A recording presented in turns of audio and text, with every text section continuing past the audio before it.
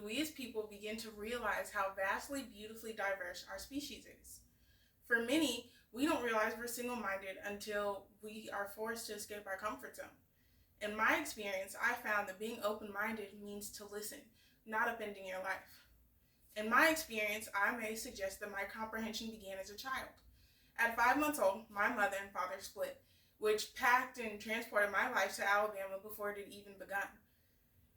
For me seeing my father's side of the family was only on vacations, and I experienced a cultural divide that didn't become real until I crossed state lines.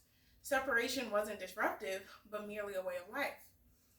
On the other hand, maybe my affinity for an open mind began when I was in middle school. For the first time in my 12 years of life, I met children from across my county with different experiences and cultures. This is where I built my foundation for mental health, and I ran into children who experienced depression and anxiety, conditions of which I'd never been exposed to before. Here, I was able to process all of these different truths and more through stories. The right books don't hide reality, but analyze how situations solidify. Now, in both situations, seeing broken homes and scared children, people see damaging experiences.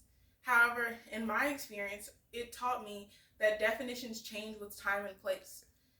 Being raised by a single mom instilled a sense of independence within me.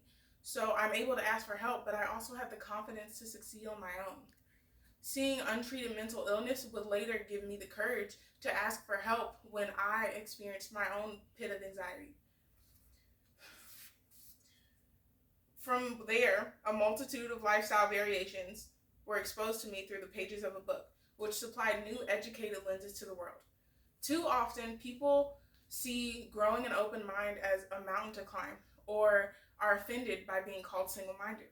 However, in my experience, I feel that the mindset is more about peacefully coexisting with opposing standpoints, which is already a way of life for most people. Now, I'm working to major in film and writing because I want to explore those unknown stories and grow my own ability to love.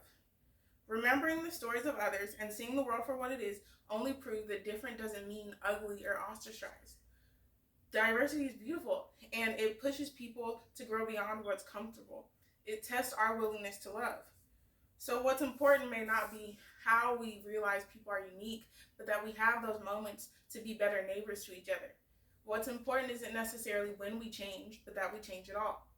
Thank you.